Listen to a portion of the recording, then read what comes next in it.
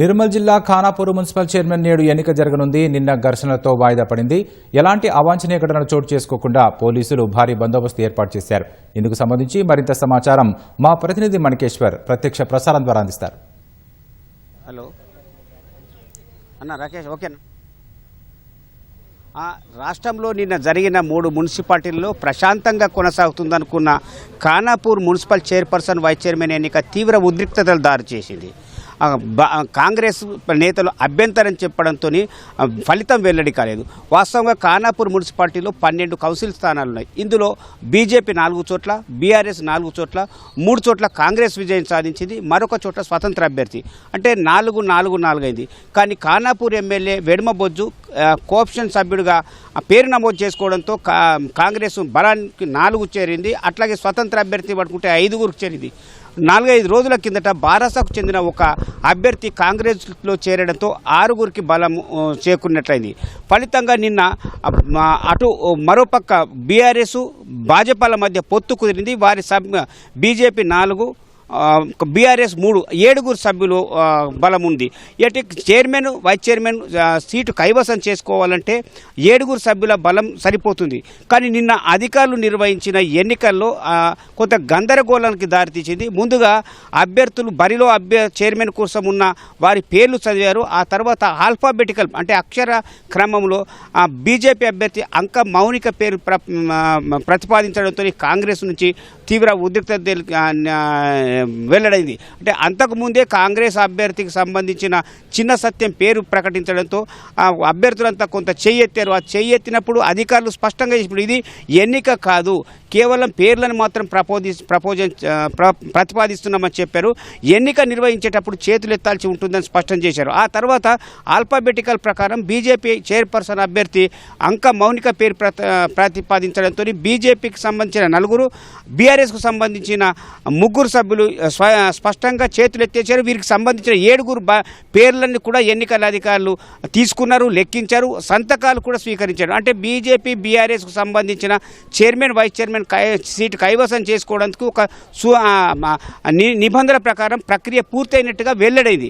కానీ ఇది తప్పు జరిగింది. అంతకు ముందే పేర్లు ప్రతిపాదించినప్పుడే 7 సభ్యులు తమకు అనుకూలంగా ఓట్లు వచ్చాయని, అందులో ఒకరు బీఆర్ఎస్కు సంబంధించిన సత్యవతి కూడా ఉన్నారని చెప్పి ఎమ్మెల్యే వెడమబొజ్జు అభ్యంతరం చెప్పారు. దాంతో అధికారులతో వాగ్వాదం చోటు చేసుకుంది. 1 గంట నుంచి రాత్రి సాయంత్రం 4 గంటల వరకు ఉద్రిక్తత నెలకొంది. దానికి అనుగుణంగా అధికారులు ఎలాంటి నిర్ణయం వెల్లడించకపోలేదు. వాస్తవంగా జిల్లా కలెక్టర్ నియమించిన ఎన్నికల అధికారి విచక్షణ జ్ఞానంతో వ్యవహరించాల్సి ఉంది. కానీ ఎలాంటి నిర్ణయం తీసుకోకపోవడంతో శాంతి భద్రతల రీత్యా ఎన్నికను వాయిదా వేస్తున్నామని ప్రకటించడం తీవ్ర ఉద్రిక్తత దారితీసింది. ఫలితంగా ఇవాళ ఎన్నికల సంఘం నిబంధనలకు అనుగుణంగా ఇవాళ ఎన్నిక నిర్వహించాల్సి అవుతుంది. శాంతి భద్రత సమస్య అనడం వల్ల ఇవాళ పోలీసు యంత్రాంగం కూడా అప్రమత్తమైంది. పోలీసు దాదాపు 400-500 పోలీసు బలగాలను ఖానాపూర్లో మోహరింపజేశారు. ఇప్పుడు ఖానాపూర్ మున్సిపల్ కేంద్రం మన దగ్గర ఉన్నాం. స్వయంగా జిల్లా కలెక్టర్ జిల్లా ఎస్పీ జానకి శర్మ బందోబస్తును పర్యవేక్షిస్తున్నారు. నిన్న శాంతి భద్రతలు తలెత్తడం అనడంతో ఇటు ఒక రకంగా ఎన్నికల నిర్వహణాధికారులకు ఇటు పోలీసుల మధ్య కొంత వ్యత్యాసం ఏర్పడినట్లయింది. అసలు నిజంగా శాంతి భద్రతల సమస్యన లేదా ఎన్నికల అధికారులు విచక్షణకు అనుగుణంగా నిర్ణయం తీసుకోలేదనే ఒక సంశయం కూడా వెల్లడవుతుంది. మనతో పాటు Nirmal SP Janaki Sharma. Madam, good morning. నిన్న శాంతి భద్రతల కారణంగా ఎన్నిక వాయిదా వేయాలని చెప్పి ప్రకటించారు. అయితే వాస్తవంగా శాంతి భద్రత సమస్యన లేదా ఎన్నికల నియమావళికి అనుగుణంగా ఇక్కడ ఉన్న అధికారులు నడుచుకోలేదా? మీరేమంటారు? అది ఎన్నికల అధికారి చెప్పాలండి, మాకు సంబంధం లేదు. అది వాళ్ళే చెప్తారు. ఎలక్షన్ కోడ్ ప్రకారం what is the rule position అన్న దాన్ని బట్టి వాళ్ళు డిక్లేర్ చేస్తారు. దాని మీద నేను కామెంట్ చేయకూడదు. ఇవాళ మీరంతా ఇంత మరి అప్రమత్తం కావడానికి, నిన్న ప్రశాంతంగా ఉన్నది, ఇవాళ అప్రమత్తం కావడానికి, మీరు ఇంత బందోబస్తు చేయడానికి, ఖానాపూర్లో 144 సెక్షన్ విధించడానికి, మార్చ్ 1 చేయడానికి ఎందుకు అవసరం ఏర్పడుతుంది?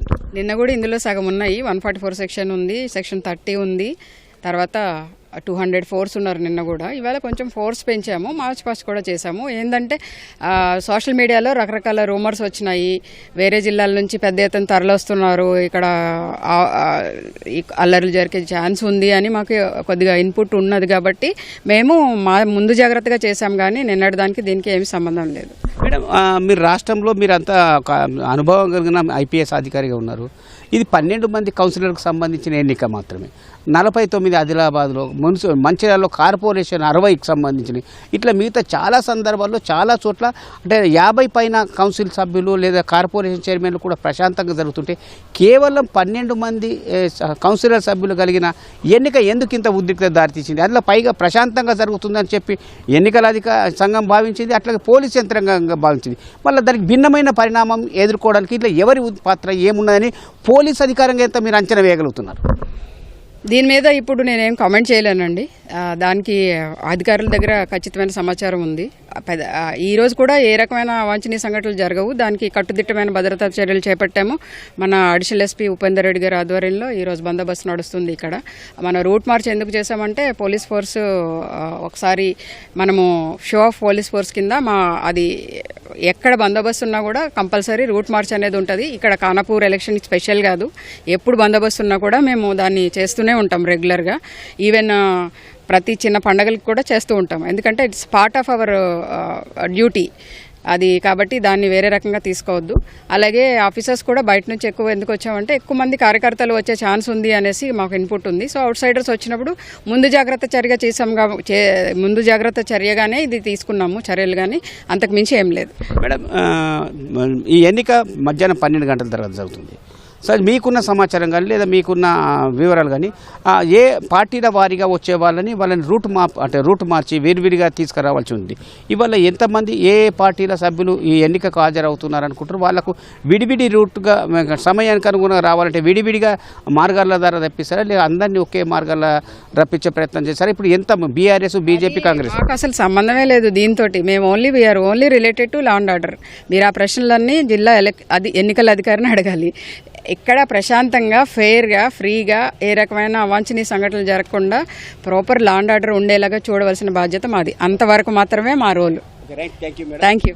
ఎస్పీ జానకి షర్మిల అభిప్రాయం మీద అంటే వాస్తవంగా ఎన్నికల నిర్వహణలో శాంతి భద్రతల సమస్య తలెత్తకుండా చూడడం పోలీస్ విభాగం యొక్క బాధ్యత అనే మాట ఆమె నుంచి స్పష్టంగా వినిపిస్తుంది. వాస్తవంగా కూడా అదే. నిన్న ప్రశాంతంగా జరుగుతుందనుకున్న ఖానాపూర్ మున్సిపల్ ఎన్నికల్లో తీవ్ర ఉద్రిక్తతలు దారి తీయడానికి బయట జరిగిన అల్లర్ల కంటే ఎన్నికల హాల్లో జరిగిన పరిణామమే కీలకంగా మారింది. ఎన్నికల అధికారి దానికి సంబంధించిన విచక్షణ ఉపయోగించి ఫలితం వెల్లడిస్తారా లేదా వాయిదా వేస్తారా అనేది కూడా రాజకీయ అంశకు తెరలేపింది.